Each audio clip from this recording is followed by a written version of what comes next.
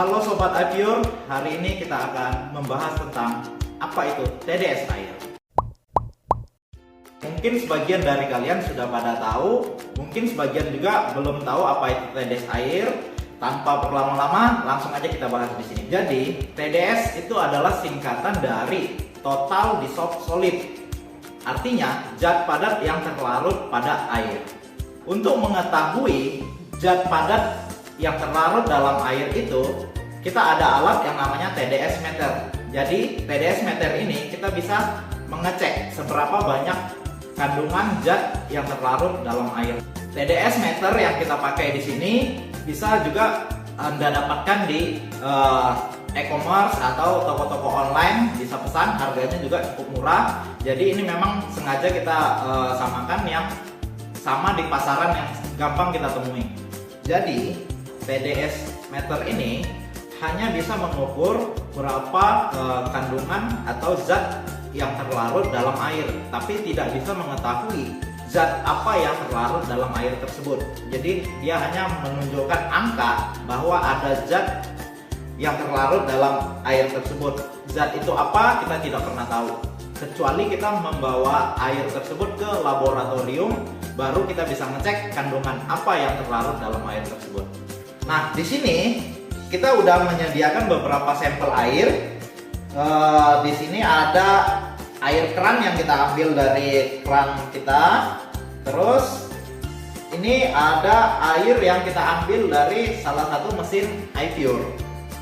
Nah, selanjutnya ini ada sampel air dari air minum kemasan, dalam kemasan yang biasa kita dapatkan di pasaran.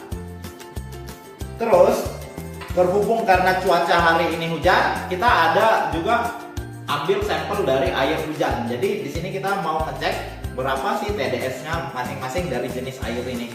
Nah, di sini ada 3 gelas kosong. Ini semuanya kosong. Gelas kosong 3-nya. Oke.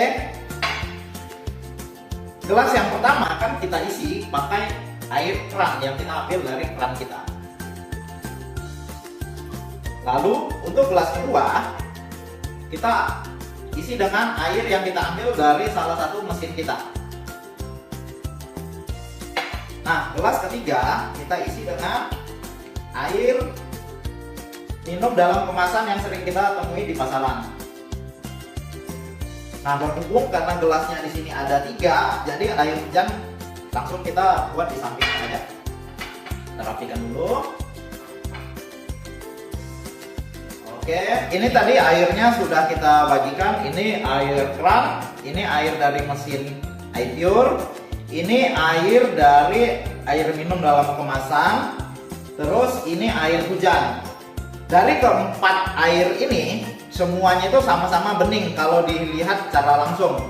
Tapi apakah kandungan zat yang terlarut dalam air ini sama? Belum tentu. Jadi untuk membuktikannya kita harus ukur dengan alat ini.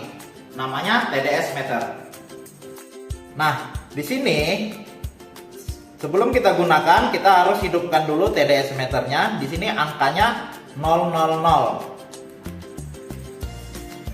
Lalu kita masukkan ke air yang pertama.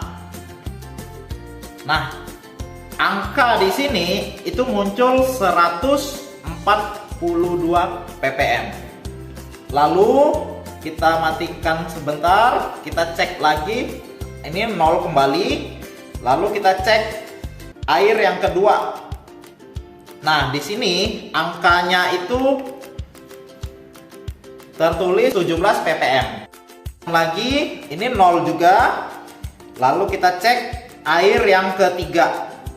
Air yang ketiga di sini angkanya 129 ppm. Nah, untuk air yang terakhir ini kita nolkan dulu, sudah 0, kita cek. Nah, di sini untuk TDS air hujan itu 41. Kenapa 41? Karena air hujan yang di sini air tampungan yang bukan langsung dari air hujan kita tampung. Karena yang langsung dari hujan kita tampung itu biasanya TDS-nya berkisar 10 sampai 15 ppm. Dari air yang kita ukur tadi terdapat nilai-nilai yang berbeda-beda. Nah, nilai-nilai tersebut diukur dengan satuan ppm. Apa itu ppm? ppm itu adalah singkatan dari part per million. Artinya berapa part zat padat yang terlarut per million airnya gitu. Jadi ppm itu satuan dari TDS air tersebut. Oke, berarti dari air yang kita lihat sama-sama jernih, sama-sama bening, dan kita bisa cium sama-sama tidak berbau. Ini tidak berbau. Tidak berbau dan terlihat sama-sama jernih, tapi kandungan zat yang terlarut dalamnya itu berbeda-beda. Untuk selanjutnya, gelas-gelas ini coba kita kosongkan dulu, lalu kita buat satu eksperimen. Oke, di sini kita udah siapin sampel air dari salah satu mesin kita. Kita coba tuangkan di ketiga gelas ini.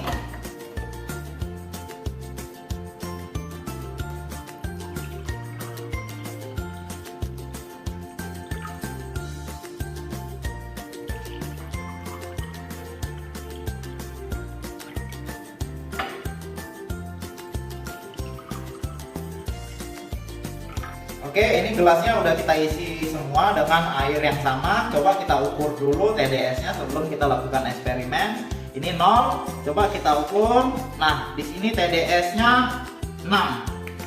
Ini bisa dicek sendiri. Ini TDS-nya 6. Lalu untuk yang gelas kedua, apakah sama?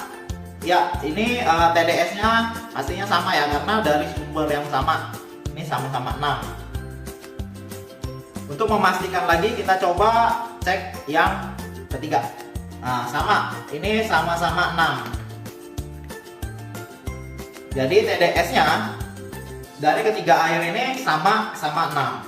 Nah, untuk eksperimen di sini kita udah siapkan bahan-bahan apa yang mau kita eksperimenkan. Yang pertama itu ada vitamin yang kita sering temuin di toko-toko atau minimarket terdekat. Lalu yang kedua itu ada pembunuh bakteri atau kuman. Lalu yang terakhir itu ada tinta. Gelas pertama kita masukkan untuk vitamin yang kita sering temuin di toko-toko terdekat. Coba kita masukkan. Nah, ini dia. Lalu untuk gelas kedua kita masukkan pembunuh kuman. Oke. Lalu gelas ketiga kita masukkan tinta.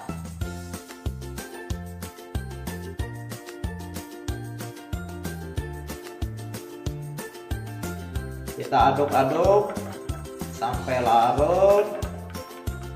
Oke, sudah larut. Coba kita lap dulu.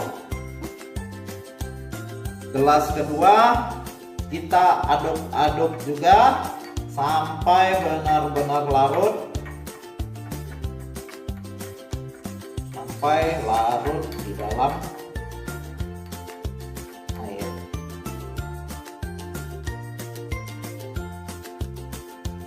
Oke, gelas ketiga.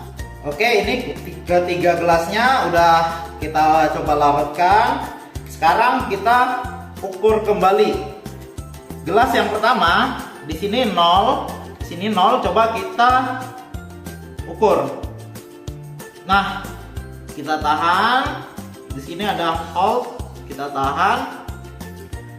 Lalu di sini tertulis angka 129 dikali 10. Nah, di sini ada 10. Artinya ada 1290 ppm untuk zat yang terlarut di sini. Oke. Sekarang kita coba matiin dulu ininya. Kita lap menggunakan tisu supaya tidak ngikut ke gelas berikutnya. Oke, sekarang kita coba ukur gelas yang kedua. Ini 0, TDS meternya 0. Kita coba masukkan, lalu kita tahan. Oke, kita lihat hasilnya berapa. Di sini hasilnya 382 kali 10. 382 kali 10 berarti 3820 ppm kandungan yang ada di air ini. Sekarang kita mau coba ukur gelas yang ketiga. Di sini udah kita nolkan kembali. Kita coba masukkan di gelas yang ketiga. Nah, lalu kita hold. Nah, di sini tertulis 11 ppm. Jadi zat padat yang terlarut dalam air yang ketiga itu cuma 11 ppm. Oke, dari eksperimen ini kita bisa lihat bahwa di gelas yang pertama, walaupun warnanya terlihat lebih berwarna, tapi kandungan yang ada di dalamnya itu aman untuk dikonsumsi gitu. Walaupun setelah kita ukur itu TDS-nya tinggi, karena yang kita masukkan di situ adalah vitamin, itu aman untuk dikonsumsi. Untuk gelas yang kedua, walaupun lebih jernih daripada gelas yang pertama, di sini hanya agak sedikit kuning, tapi ini tidak aman untuk dikonsumsi karena ada zat berbahaya yang terlarut dalam air ini. Nah, untuk gelas yang ketiga, di sini memang warnanya agak lebih jernih daripada gelas pertama dan kedua, tapi kalau kita bisa lihat di sini ada seperti kotoran-kotoran yang agak ngambang. Tapi saat kita ukur TDS-nya itu lebih rendah daripada kedua gelas ini ya, gelas pertama atau gelas kedua. Kesimpulannya adalah kita tidak pernah tahu kandungan apa yang terlarut dalam air ini, kecuali kita bawa ke laboratorium atau kita sendiri yang memasukkan zat apa yang kita larutkan dalam air ini, baru kita tahu kandungannya apa. Kita ketahui air yang kita konsumsi itu mengandung mineral yang kita tidak tahu itu mineral baik atau buruk, yang nantinya akan berakibat baik itu secara langsung atau jangka panjangnya, tergantung kandungan apa yang ada dalam air tersebut. Nah, daripada kita berasumsi bahwa air tersebut mengandung mineral baik atau buruk, lebih baik kita minum air murni sekalian, aman untuk kita konsumsi. Sekian video kita kali ini untuk pembahasan tentang seputar TDS air. Kalau kalian suka video seperti ini, silahkan like. Dan kalau kalian merasa video ini bermanfaat, silahkan di-share kepada orang-orang terdekat kalian.